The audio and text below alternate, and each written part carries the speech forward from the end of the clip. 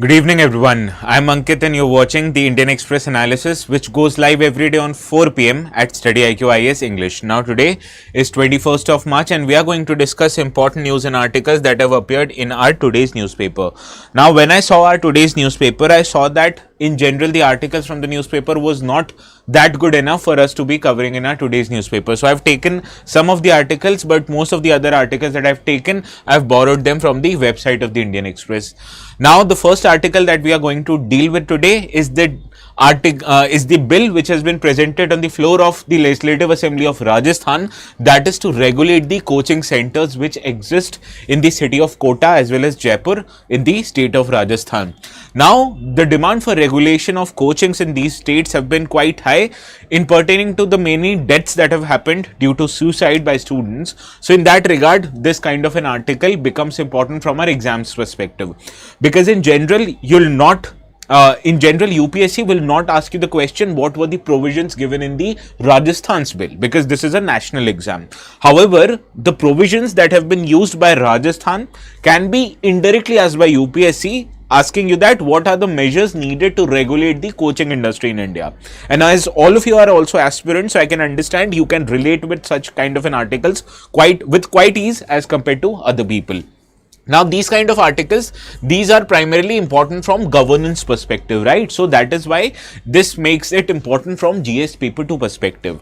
And then in the second article, we'll be dealing with the species known as Fijian crested iguanas, as there is a study which is published in today's Indian Express Explained, which states that why these crested iguanas, who are native actually to the American continent, be it both North and South America, how they found themselves in the island of Fiji, which is located thousands of kilometers away from the America. So we'll understand in general about these species and the process with which these species actually reach the island of Fiji. Now these kind of an article becomes important from both science and tech as well as environmental perspective, therefore it is important from GS paper 3 perspective. Then in the next article, we'll be understanding what are ministerial assurances that are given in the floor of the house, as there was this recent study that was published in the Indian Express highlighting that after implementation of one of the measures by the government, most of the assurances are now being fulfilled. So the question in the bigger part, or what is relevant from our exams perspective, is indeed what are these ministerial assurances, right? So we'll understand this ministerial assurances, which is a part of polity syllabus which belongs to the GS paper 2 perspective. Then in the next article, we'll understand the implications of the policies which have been brought by President Trump under the ambit of Make America Great Again. What are the effect of these policies on other countries, including India? We'll try to ascertain this in our today's discussion. Now these kind of an articles primarily are important from global trade, which is a part of economy syllabus, understand, and sometimes you can also say that this is indirectly relevant from international relations perspective, understood? So that is why this kind of an article we are going to cover today, and in the end we'll be understanding the provisions that are given in the Jan Vishwas Bill 2.0, as this is an attempt by the government to reduce the amount of criminalization provisions that are there in Indian legislation and in general make people less afraid of the laws. So what are the provisions? Why was it necessary? We'll try to understand everything, and I've also curated a mains question simply on this topic so that you can practice your day-to-day learning. Now I understand most of the students who had submitted their answers, for some reason I was not able to evaluate them yesterday. I will however complete the evaluations of the yesterday's answer and also the answers which you submit today itself, need not worry. Now this kind of an article again important from governance perspective, therefore the relevant paper for the last article is GS paper 2, and the notes for this session as usual will be available immediately after the session end on my Telegram channel, that is ATS Live, right? So you can either search the keywords ATS Live on the top right hand corner of your app where you can search the words, and also you have an option to scan the QR code. Now Lydia, Yashi, Niranjan, Sarang, Bishwabrat, Jatin, Vedant, Geeta, Shweta, Mahesh, Shushmita, every one of you, good evening. Now, this is the practice question that we are going to take up before the end of the session. India's legal framework, it is burdened with excessive criminal provisions leading to over-criminalization and systemic inefficiencies. Examine this statement in context of Jan Vishwas Bill 2.0 and suggest measures for balanced approach to legal reforms. So, this is the question. this pertains to the governance. So we'll understand first of all the relevant materials before getting into how to write this question. So let us start our discussion for the today's session with this first article that appeared in the Explain section of the Indian Express newspaper, and this article relates with regulation of coaching institutes in the state of Rajasthan. Now give me a second, I will turn this AC down. Yes. Now this article deals with regulation of coaching industry in Rajasthan. You understand Rajasthan has a very flourishing coaching industry, particularly for those students who want to appear for competitive exams for entrance into engineering colleges or even medical colleges. So centers like Kota is famous for it.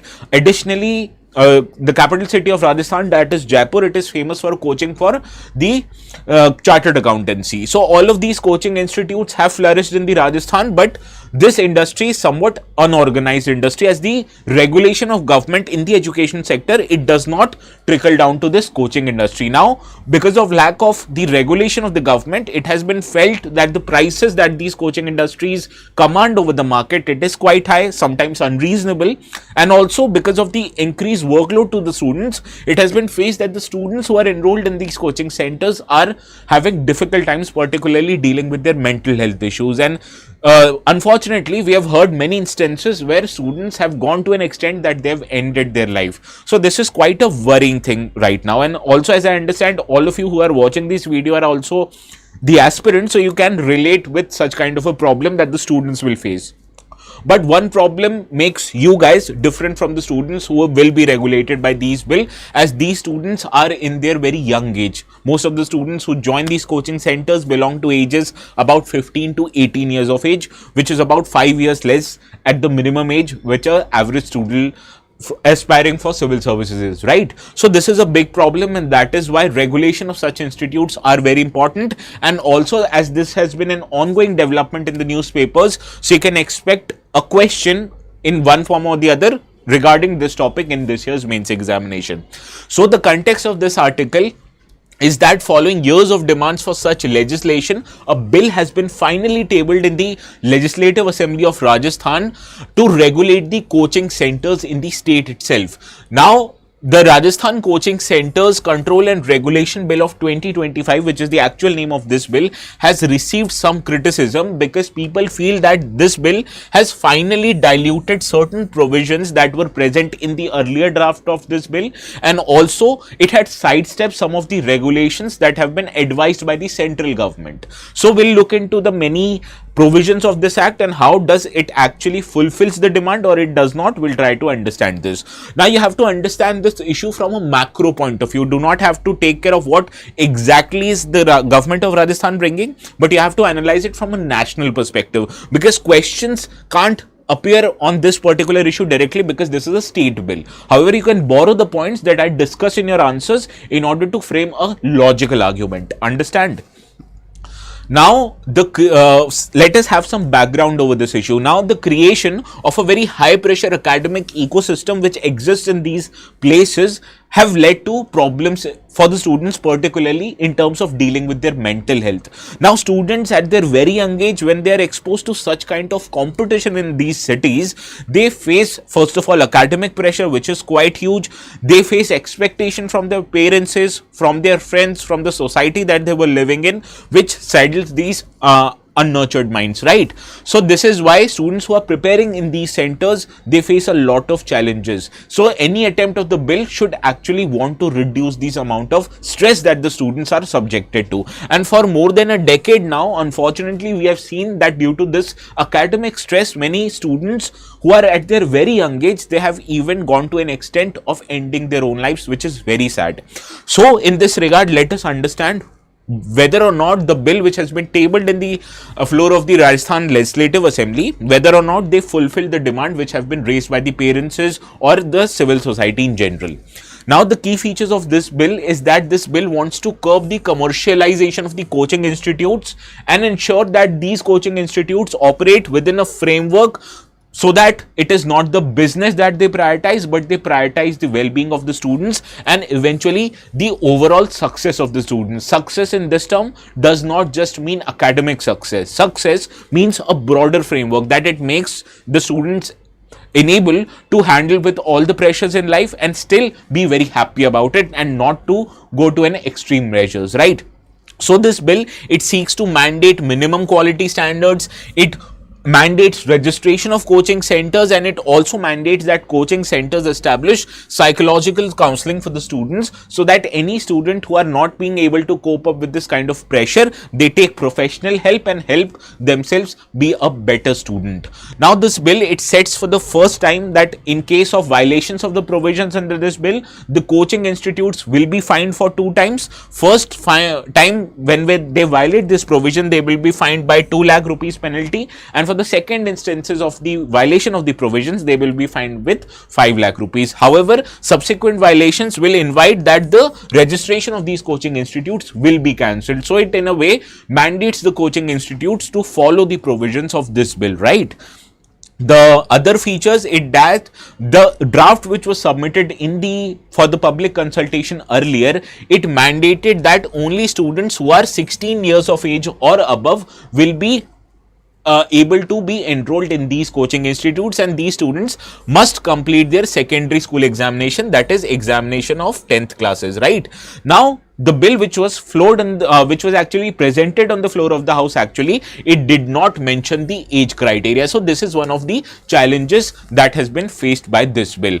Another provision that existed in the draft version was that these coaching institutes will be mandated with biometric attendance facility, so that the students, they are not being able to miss the classes, and in this case, if they miss out on classes for 2 consecutive days without any particular reason, this information will be given to the parents, and for sure they have to be given by the parents. But still, the bill which was presented on the floor of the house, it had no provision for ensuring attendance of the students. So this is where this bill has faced certain criticisms, that they have actually diluted the provision so as to suit the coaching industry and not ensuring the well-being of the students, that there is no minimum age criteria and there is no provision for seeking mandatory attendance, and also to inform the parents if the child is absent from the coaching institute, right?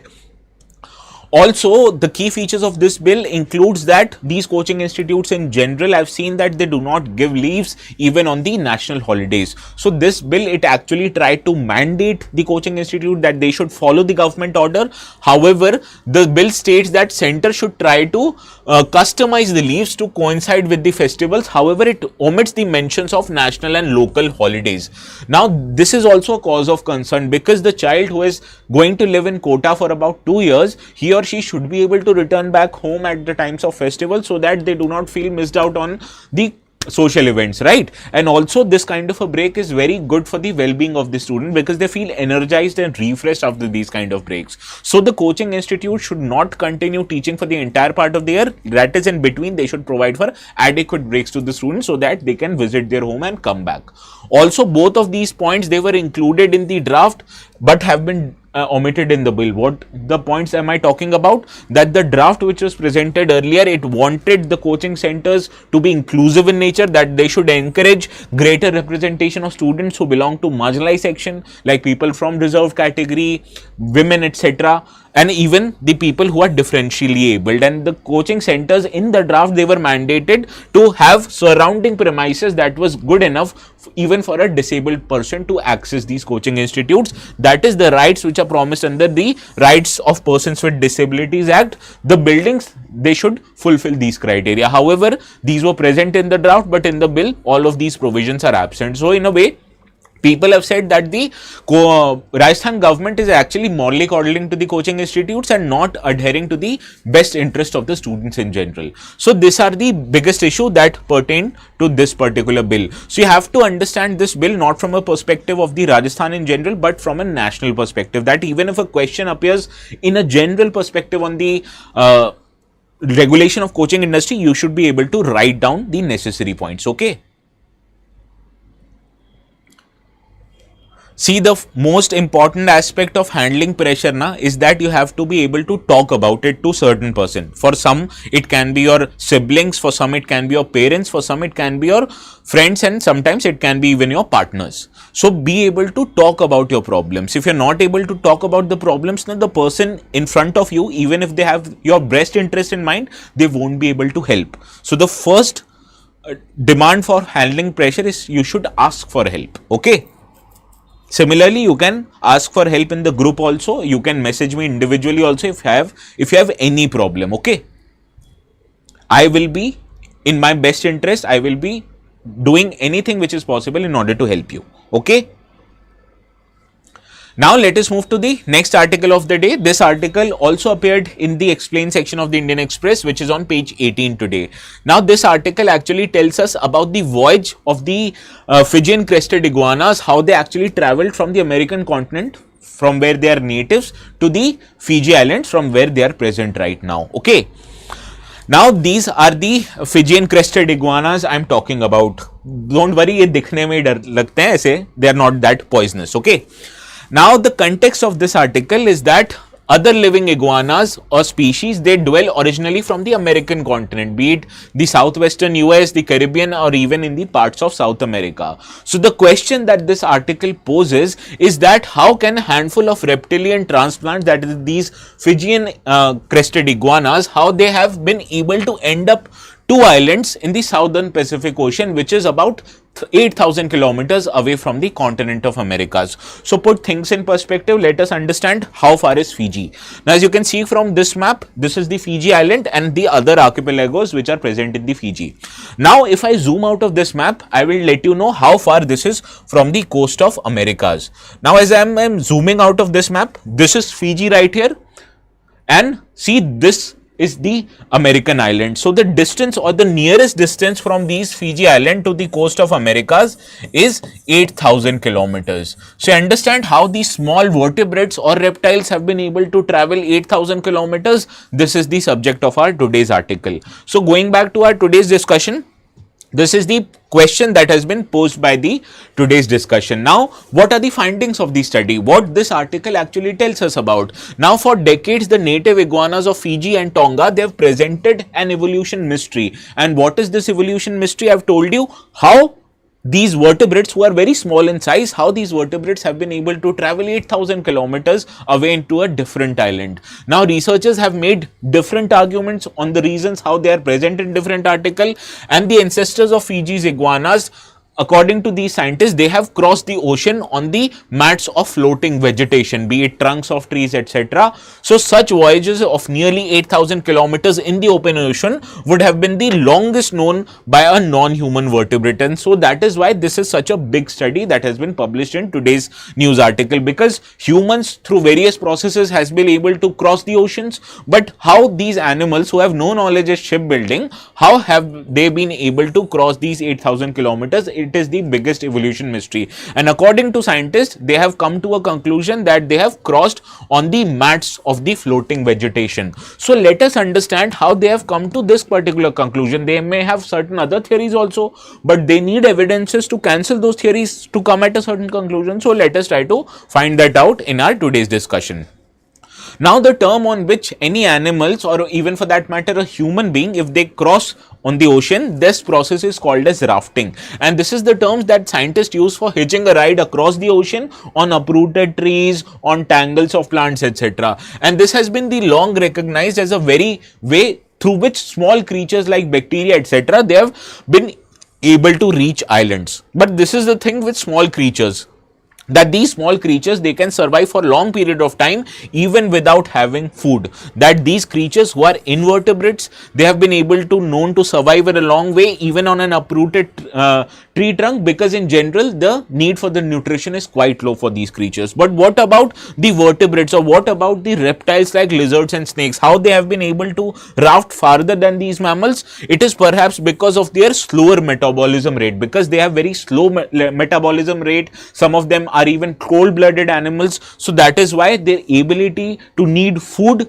is quite low for a longer period of time. So that is why even they do not have food, they will be able to survive for longer as compared to us who are warm-blooded animals or warm-blooded human beings. Okay.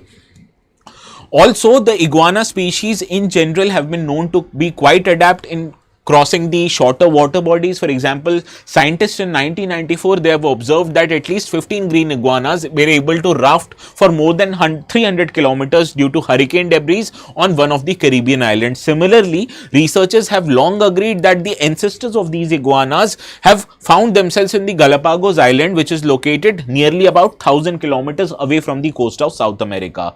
But as I told you, the crossing in between Fiji and the coast of Americas is 8,000 kilometers, which is quite long as the previous documented instances. So how this unimaginable challenges must have been faced? So scientists in general had many theories. So let us understand these theories one by one. Now, scientists earlier, they argued that the reptilians which are present in the island of Fiji, they belong to a very distinct species which has now gone extinct, and they were even present in the continents of Asia and Australia. So technically it would have been easier for them to enter Fiji through the coast of Australia as compared to Americas, because the distance is very less. However, researchers tackled this question by trying whether or not they were actually present in Asia by understanding the species of Fijian iguana species who belong to a very distinct genus group known as Brachyphyllans, and the time in which these kind of species actually originated. Now, the scientists, they found that after sampling their gene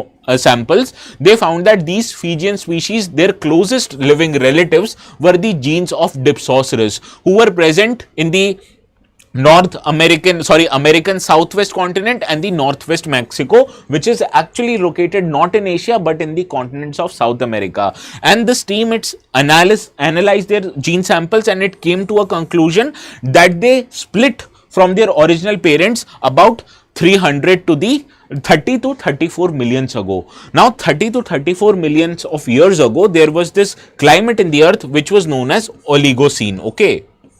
Now, during this climate of Oligocene, the temperature of the earth, it went drastically quite low. So these animals who are actually very temperature sensitive, they wouldn't be able to live in these kind of continents. So technically their presence in the continents of Asia and Australia, it was negated, because the time when they existed in these, the temperatures of these continents, they were quite low. So they technically would not have been able to survive in these islands. So therefore, the chances of these species originating from islands of Asia and Australia, it was negated based on this particular fact, because the temperature at that time was quite low. So one of these hypotheses was cancelled by these scientists.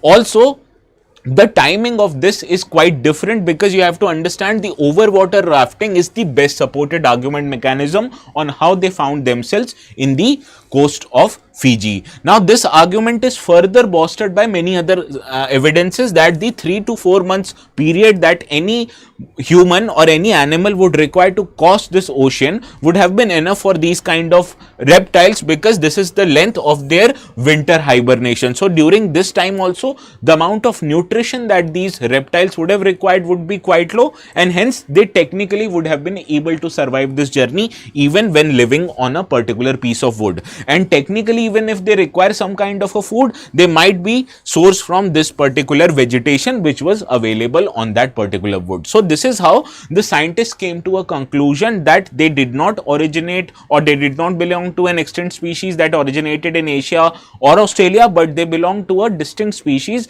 whose parents were actually living in the South America, and the time when they existed in these islands were about 30 to 34 millions ago, and from that time they have traveled to Fiji, and the time which requires for them to travel from Americas to Fiji would require 3 to 4 months period, which is ideally the time of their winter hibernation. So during this time their nutrition requirement would have been low, and therefore they would be able to survive this journey. Understood? Now, if you have able to understand this, let us try to see if you can solve this particular question. Consider the following statements regarding the Fijian crested iguanas. These iguanas belong to the genus Brachyphyllus, which is a distinct and from the other iguana species found in the Americas. The scientific research suggests that the ancestors of Fijian iguanas reached these islands through land bridges that once connected Fiji to Australia. It is classified as vulnerable in the IUCN Red List due to habitat destruction and invasive species.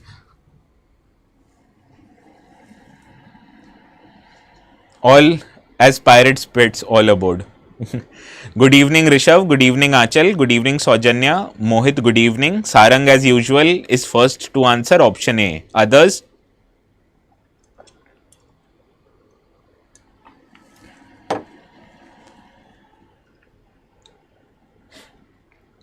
Option A, Shweta also. Niranjan, option A. How do you know what is the classification of this species in IUCN Red List? I did not tell you in anywhere in our today's discussion. I included this statement particularly to find out whether or not you are able to know this fact or not. Shushmita says option C.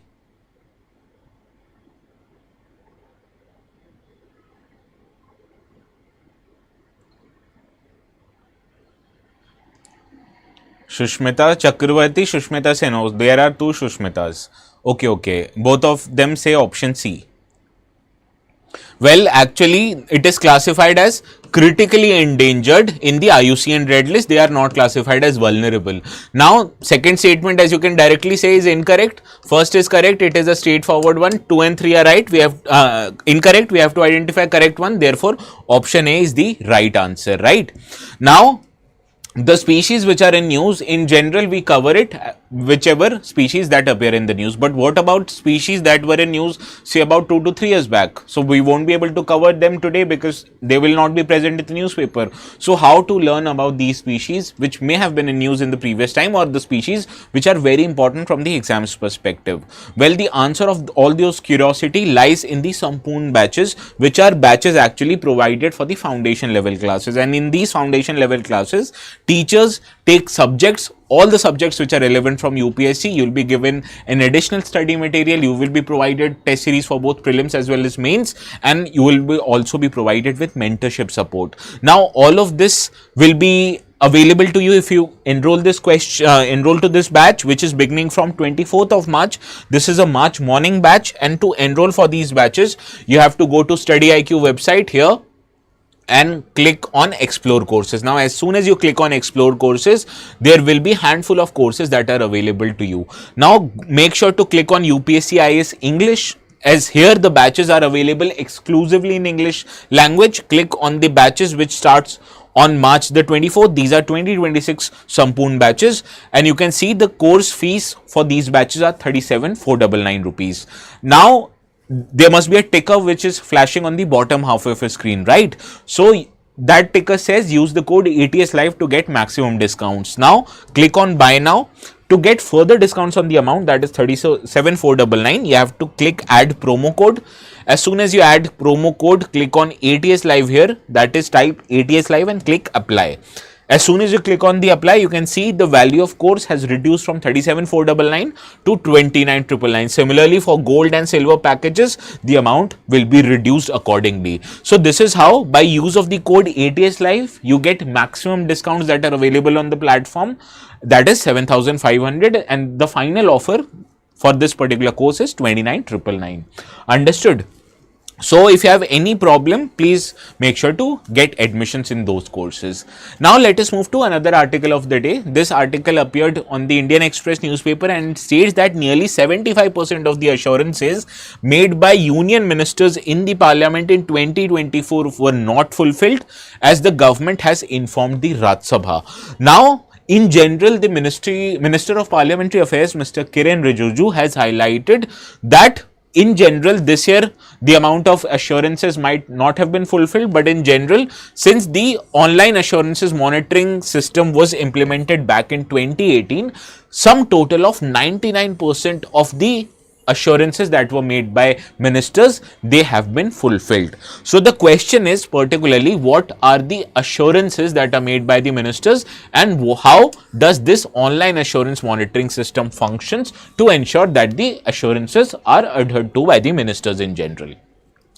Now, during the course of asking questions, whenever any member of parliament has the liberty to question to the government, and this is to ensure that the government becomes accountable to the floor of the legislature. Now, during the question hour particularly, or even during the debates, we have seen that MPs have a tendency to raise questions from the ministers, and the ministers are legally responsible to answer them in the floor of the houses. Now, there are instances where the information, the question on which it is based on, these information are not available at hand with the minister themselves. So they give certain kind of promises or undertaking that they will inform the house or they will implement these kind of measures, but these are known as promises, assurances, undertakings, or any other thing which is going to assure anything, right? So such assurances are given by the ministers primarily due to non-availability of the information at that time. So they say, I do not have information at that time, however, I assure you that I will give you this answer in particular day. So this is what assurances is, and these are given by the ministers on the floor of the house. Now, what is the time period beyond which or within which they have to fulfill their assurances? Now, if any assurances is given on the floor of the house, be it Rajya Sabha or Lok Sabha, these have to be fulfilled by the ministers themselves within a period of 3 months. Now, in case they still don't have the information, then with the approval of the minister, the ministry itself may seek for extension from the time from the committee on government assurances, which is present for both Lok Sabha and Rajya Sabha. Now, for Lok Sabha, this committee consists of 15 members, whereas for Rajya Sabha, it consists of 10 members. So, technically, assurances should be given in 3 months, but in case there is some exigency, the ministry can take permission from the committee of government assurances for further extension of the time. Okay, and these assurances are in a way of promises that due to information not present at that time, ministers say that we assure you, we will provide you with the necessary information in this particular time frame. Okay, now, to implement these kind of assurances or to enable tracking of these assurances, the Parliamentary Affairs Ministry, in collaboration with the Secretariat of both Lok Sabha and Rajya Sabha, they have come up with an online assurance monitoring system, and it was launched way back in 2018 to track, monitor and ensure that the assurances which are made by the ministers are actually getting fulfilled or not. Now, there are many benefits of these platforms. First of all, it acts as a digital repository that stores all the parliamentary assurances in a centralized form. It eliminates the risk of losing or overlooking the commitments. What if the minister actually made an assurances and forgot to follow up on that kind of an assurances? This won't happen in case of online assurance monitoring system because all the data is stored.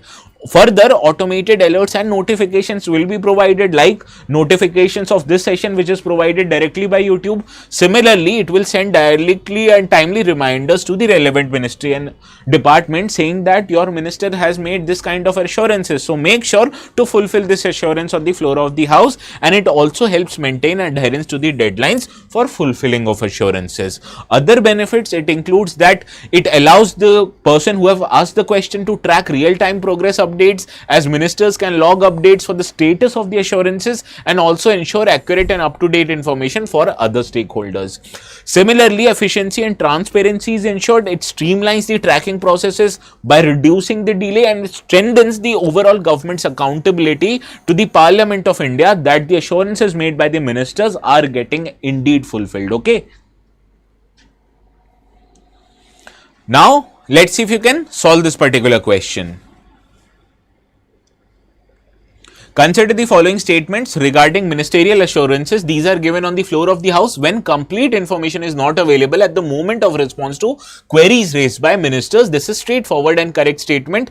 An assurance given in either house of the parliament must be fulfilled within 3 months from the date of assurances. This is correct. With no extension permissible. This is incorrect. I told you, Committee of Government Assurances is a committee indeed which in Lok Sabha consists of 15 members, and in case of Rajya Sabha it consists of 10 members. So technically ministry can seek for or seek permission for this committee for extension of the time frame. So second statement becomes incorrect. Only first is right. We have to identify correct statement. Therefore option A, Lydia, Baga, yes. Shweta, please take a look at this question again. Mohit, yes, you are correct. Now, this is the next article that we are going to deal with today. Now, this article, in hindsight, if you look at this article, you see this is not important from our exam, but let me tell you, any events which happen in major economies of the world, be it America, it becomes important from India's perspective and therefore becomes relevant from UPSC. Why? Because any policy change in US, which is the world's biggest economy, naturally, directly and indirectly, it will affect India's interest. Okay. So therefore, these kind of articles becomes very important. If you look at the previous year questions, if you look at the syllabus, external sector, which deals with imports into India and exports out of India, all of this becomes quite relevant, and the question from this section have almost entirely appeared every year in the exam. So let us not miss out on this article, and in this regard let us try to understand what this article is saying. Now this article actually says that the Donald Trump's policy, all of which the kind of protectionist measure that he's bringing by raising tariff, threatening other countries, all of this is under the policy that he's following known as Make America Great Again, or MAGA. Now these include aggressive tariffs and indulging in trade wars that US has indulged with its allies, with its rivals, even knowingly. And because of these policies, many countries, they have come up with their own responses, because no country in the world will take any measures from the US taking lie down. They will retaliate, or they will reply in kind, so that US knows that other countries are not helpless in front of them. So we have seen that Indian government, Chinese government, government of Canada, Mexico, Europe, etc., all have made certain moves so as to reduce the impact of these policies of US on their own economy. So in this regard, let us try to understand one by one what the different countries, including India, they are doing in order to alleviate the causes of concern raised by these kind of American policies. Now, India in general, they have reversed their trade barriers. Now, India, at the time Prime Minister Modi became the Prime Minister, India saw an opportunity to increase its own economy. So it thought that by increasing some kind of protectionist measures, by increasing import duty, we can actually promote growth of domestic industry. So India increased protectionism since 2016 by raising tariffs on over 50 item categories, and all of the intention was to reduce the amount of import and fulfill the domestic demand by increasing manufacturing in our country, right? But India felt that these measures were indeed protective, and in longer run they were harmful for the interest of the Indian economy. So due to its own personal interest and due to Trump's push for trade parity and tariff reciprocity, India has since indeed reversed its stance on increasing protectionism. So you can see from many data that basic customs duty were cut on over 24 items, many of which includes bourbon whiskey, which are imported from US. Similarly, high-end cars, we have seen reduction in the import duty on these cars. Similarly, the average customs duty, it has reduced from 11.66% to 10.66%, and now India is officially trying to shed its image as a high tariff economy and also to promote increased investments in the Indian economy. And how will increased investments happen? When India reduces the amount of tariff and non-tariff barriers in its economy. So this was India. Now let's see what is China doing. China, it is actually shifting its economy's orientation. Earlier, China was a very export-driven economy because China indeed manufactured many items which were in excess of its domestic demand. And the intention of China producing so many items was that it became the global factory. It was able to export these items to Western markets, including Europe and US. Now, when these countries, including both Europe and US, they are increasing the export barriers for goods that are emerging into China, so China is indeed very worried. So it is trying to reorient its economy from export-driven to now a consumption-driven model, so that the excess production in the Chinese economy, it is met or it is bought and sold even in the Chinese domestic market. So for that, in order to promote consumption, what any economy including India or China needs, it wants to increase the disposable income of the persons living in these countries. And when you increase the disposable income, it means the overall consumption of the people will increase, right? So China's 30-point action plan now includes many measures, all of which are oriented to increase disposable income, that is raising the workers' income, addressing property market issues, which actually was a very cause of concern as it reduced the liquidity in the economy. And further, now China aims to boost domestic confidence and stabilize growth at around 5% overall. And how it is trying to stabilize the growth? Earlier it was trying to export most of the items that it produced. Now it is wanting to become its economy a more consumption driven economy. Understood?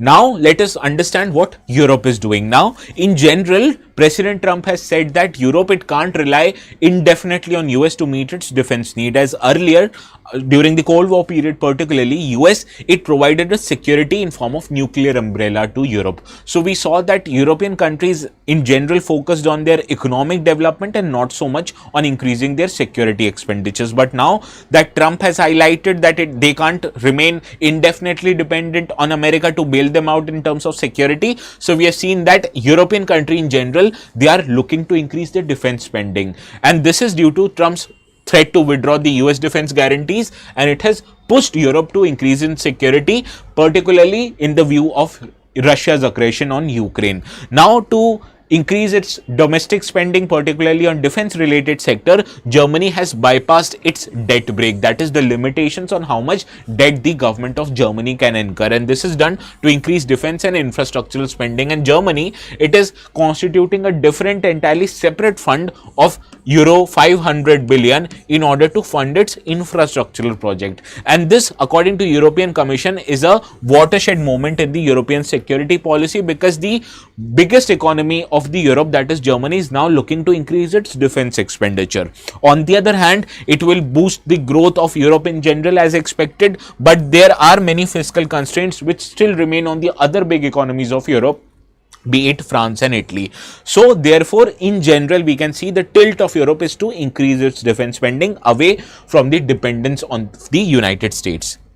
Now, Canada, which is one of the key allies of United States, it has also faced the brunt of the policies made by US President Trump. So in general, Trump's unpredictable policies has led Canada to explore other avenues, right? So therefore, Canada in general, it is vying for strong ties with other major groups in the region, that is European Union. And even politically, this has met with large scale sanction from the people in general. So Canada is looking to increase trade between both Canada and Europe, and this will actually tilt the entire trade which happens in the Western Hemisphere, because Canada right now is dependent a lot on US. Now it will potentially shift the Northern American trade allies with the trade allies from across the Atlantic, that is with European Union.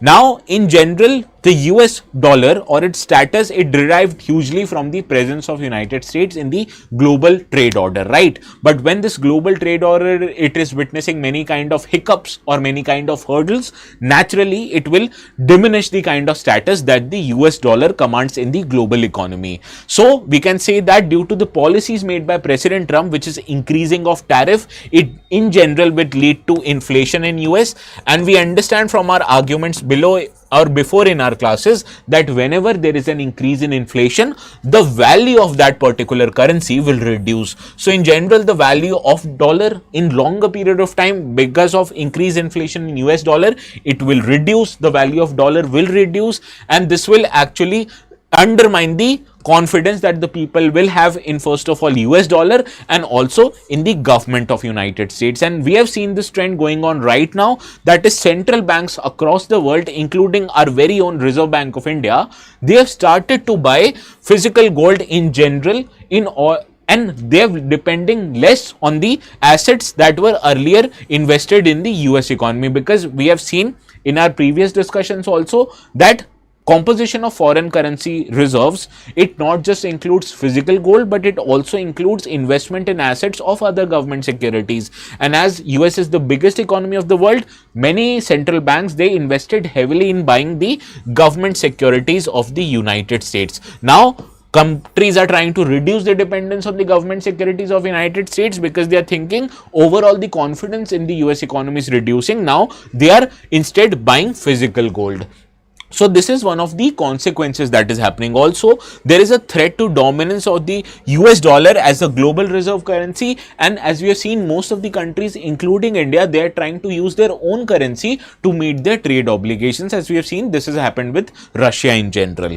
Now, overall, this will increase the uncertainty that persists in the global economy, and Trump's unilateral decision, that is violating the terms which it has agreed with other countries in the North America, that is Mexico and Canada, this has actually raised doubts whether or not US will fulfill its commitments in other trade deals. And the retaliatory tariff which were imposed by China and European Union on American farm good, it has indeed increased the pressure on the Washington government due to the chances of inflation that will increase in near time. Now this has increased volatility in the overall global trade, and this has reduced the trust in the US global trade. So these are the consequences that happens in case the biggest economy in the world increases the tariff barriers in the global trade, because for global trade to flourish, we need least amount of barriers possible in this trade. Understood?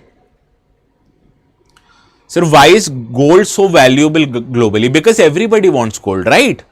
Why was iPhone valuable 5 years back? Because everybody wanted or they aspired to own an iPhone. Similarly, if any commodity is desirable, naturally gold becomes quite valuable. Understood? So, what is the cardinal rule of economics? It is the supply and demand. So, in case demand of any commodity increases, naturally its price will increase. Similarly, gold is not available as common as like potato, because gold is a scarce commodity. So, the supply of gold is low. When supply of any commodity is low, the prices increase. Understood? So, this is how you relate it with global economics. Now, let us see if you can solve this question. Now, these kind of questions, they appear quite frequently in the economy. So, consider the following statements. Shift towards a consumption driven model, strengthening of US dollar, exploration of alternative trade alliances and increase investment in US based assets. How many of the above is or are the consequences of protectionist policies followed by the United States of America? Now, I told you countries like China, instead of focusing on more of exports, they are focusing more on domestic consumption. So, that is why countries like China, they are following consumption driven model of growth now. So, first is correct. Now, I told you, right, whenever US or the inflation in any market increases, the value of its currency goes down. So, whenever inflation in US it is increasing, so what will happen to the value of dollar? Naturally, the value of dollar will fall down. So, it will not lead to strengthening of US dollar. Now, exploration of alternative trade alliances. I told you, right, Canada is a very important trading partner of US, but now when it is facing its threat with trading partners of US, so rather Canada is exploring other opportunities like the European Union. So, third is correct. Now, increase investment in US based asset, I told you, right. So, whenever the confidence on any economy reduced, that government securities which is issued by that particular government, they will see low demand. Similarly, there is low demand for the securities which is issued by the US government, that is the federal securities. So, that is why RBI and other central banks, they are rather buying more physical gold as compared to investing in US based assets. So, it will lead to reduction in investment in US based asset. So, 1 and 3 is right, 2 and 4 is correct, and we have to identify how many is correct. So, option B, that is only 2 is correct. Yes, Baga Spinks is right. Shushmita, Yashi, Bishwabrat, Mohit, Sarang, all of you are correct. Baga Spinks, I think I've made you understand why is gold actually valuable. Now, see why I cover important articles in the in the website, because see, all of these articles, these are premium articles, right? So, for you, if you have to access these articles, you'll require to pay money in the Indian Express, which I don't want you to. You can save your money, because I will cover each and every article which is given even in the website of the Indian Express in our today's session. So, need not buy the premium membership. It can cost about 2 to 3,000 rupees every year. You need not spend that much amount of money. Okay, I will cover everything that is needed in our today's exam. Now, this article which appeared in the website, it talks about the Jan Vishwas Bill 2.0, which was brought by the Union government in order to simplify and humanize India's legal framework. And why do we need to simplify and humanize India's legal framework? Let us try to understand this. चीख चीख के गला बैठ जाता है. Yes, what I was saying, that with the Center for Legal Policy, it published a report, and this report actually gave you the idea of how India's central laws is formed. Now, it covered about, or it studied about 882 central laws of India, which was actually brought by the Indian Parliament in its history of 174 years. And what the study found out, that 370 out of these 882 laws, they contain criminal provisions, and they contain criminal provisions for as many as 7,305 crimes. Now, out of these 7,305 crimes, 5,333 crimes, which was about 75% of total crimes, they attracted jail term. Now, do you think for more than 5,333 crimes, if you, God forbid, if you commit these crimes, you will be subjected to a jail term. Is it actually indeed good for Indian economy or Indian polity as a whole? No, right? Now you have to understand that the criminal justice law like Bharatiya Nyaya Sanhita, National Security Act, they only constitute about 25% of these crimes. So rest 3/4 amount of crimes that are given or that have jail terms, they deal with our day-to-day life like parent teacher or parent child care, gathering in assembly, mobility, etc. So in general, these study it highlights that there is an over criminalization in India's justice system, which we need to reduce, so that to make lives of people easier, to make jobs of law enforcement agencies easier, and to make India indeed a livable place, right? So this is why Jan Vishwas bill were brought in order to reduce the amount of criminalization that is there in our own laws. Now let us understand what are the issues with the existing criminal laws. Why do we actually need to reduce the amount of criminalization? First is that there is an excessive criminal provisions even for minor infractions, because if you see some laws, it is rarely enforced in public, but it provides the scope for the bureaucrats and for law enforcement agencies for arbitrary exercise of power, that just because it is present in the law, the officials will use it as an excuse and punish any common person in order to harass them. For example, there is a criminal offense that in case if you milk your cow or buffalo in public, it is a criminal offense. Similarly, if you have a pet dog and if you do not ensure the health of that pet dog, if you do not walk that pet dog every day, you will also be subjected to criminal provisions. Now these are excessive or these are inhuman acts, so technically you can make them financially penalize them. Okay, you can't or you don't have to send people jail just for these minor crimes, right? So these are one of the instances. Similarly, there is an presence of disproportionate amount of presence, because there is a lesser punishments for serious offences and there are severe punishments even for minor offences. For example, under the Mental Healthcare Act of 2017, there is a 6-month jail period in case a healthcare professional is not able to maintain records or not is able to fulfill the reporting arguments. Similarly, if you jump a red light, it has the same amount of jail provision, which is as compared to similar amount of jail term as compared to forcing someone into labor. Now you understand even from your own understanding that forcing someone to practice labor is quite a serious offense as compared to jumping a red light. You can just impose a monetary fine for this purposes. You do not have to send a person to jail. Rather, this is much a serious crime. Now, these two crimes have similar amount of jail term. So, is it justified? No, right? So, this is the problem that exists with criminal laws. There are other problems also. For example, there is a lack of awareness among the people. So, this actually provides opportunity for officials to misuse these provisions. For example, the official might terrorize you that this is something that you have done wrong. This is such a huge punishment in the law, which people do not know. There is a possibility that the punishment for that crime is none. But even after using these laws, the officials can actually harass people. Similarly, there are many instances of digital fraud which is going on, like digital arrests. And why is people paying so close attention to these scams? Because they feel the they fear the justice system in general, and they do not want to be going against the justice system. So this is the problem that is associated with the law. Overall, we can say that there is an over reliance on the provisions of criminalization, which is not something sanctioned by the society itself. Rather, it is imposed top down with the help of the law. So the sanctions of this criminalization, is not demanded by the society, but rather it is imposed by the virtue of law. So in terms of following of these laws also, this is not very done easily by the people, because they have not sanctioned for these kind of punishments. So these are the problem that is associated with the over criminalization. Now, Vidhi Center for Legal Policy in its statement also gave certain kind of suggestions that the government might use.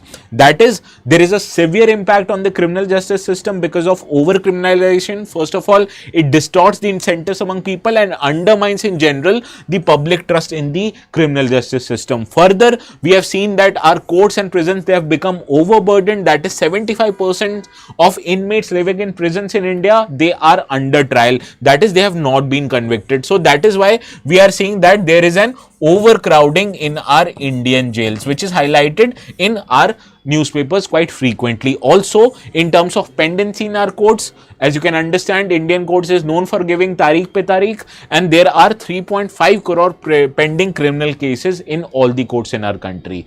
Whereas in terms of achieving conviction rates, this is quite low, because in general courts do not buy any arguments which is given by the criminal justice system, because they do not fulfill the common sense test. Further, harsh penalties, it impacts. We have seen that the people belonging to the marginalized section or poor section, they are the ones who bear the brunt of these kind of provisions. So this is the impact on the criminal justice system by the virtue of over criminalization in our laws. Okay. Sir, are these over-colonization because of colonial hangover? Yes, because our state at the time of British rule was a police state, and the entire philosophy has continued even after we got independent. So we forgot that the government which is in power after independence is not a government of colonial origin, rather it is a democratic government which is chosen by the people and it works for the people. So this for the people was actually forgotten by our ruling forefathers. Now the proposed reforms under the Jan Vishwas bill, it highlights that there is a principle for criminalization that should be followed in case of any laws. First of all, these laws should only criminalize provision which violates any value which is very valuable for existence of the society. Also, it should provide protection against a clear harm. For example, for crimes like murder, etc., you have to impose criminal penalties, whereas similar smaller misdemeanors like milking a cow in public or even jumping a red light, these can be solved by imposing penal penalties or imposing financial penalties. You do not have to send a person to jail for these kind of minor hiccups. Similarly, effective and efficient solution is needed. For example, criminalization must be present only because there is no other reasonable means to achieve the law's objective, and also these criminalization or these jail sentences should be in proportionate to the amount of crime that person has committed. That you can't send a person to jail for a period of 1 year because he or she has jumped a red light. Understood? Similarly, there is a need to remove arbitrary and excessive punishments. For example, Jan Vishwas bill, it aims to eliminate these excessive criminal punishment for minor infractions, and this proposes to make laws more consistent and predictable so that people know what are the criminal offences, and also these can't be misused by the officials. Also, you need public consensus and updated legal framework so that these legal framework are clear, concise, consistent, comprehensive and implementable. Further, the focus should not be on retribution, rather it should be to improve the person in general, that is following the principles of restorative justice, that you need to shift from giving punishment, and the focus should not be on punishment, rather it should be on correction of the individual. Understood? So these are the proposals that should be given or that should be highlighted in the Jan Vishwas bill. Now I've also given certain kind of conclusions that you can use in your answer writing. You can follow two conclusions. Either you can summarize the reforms, that is aligning laws with the public interest, making criminal laws enforceable and predictable, and strengthening the citizens' trust in the legal system, or you can highlight or you can conclude your answer by another argument saying that criminal provisions must be assessed for their impact on many factors including human rights, society, fiscal resources and justice system capacity. Okay, so this is how you will conclude your answer. Now this is the question. I expect each and every one of you to write the answers, submit it to me before 8 p.m. and I will correct today's answer and yesterday's answer in one go. So please do not get afraid of it. Now you can submit your answers on this particular Telegram handle, that is ATS Live, and this is your homework question for the day. I will begin our tomorrow's session with this particular question. So until then, please have a very good evening and a good night, and please do not forget to write the answers.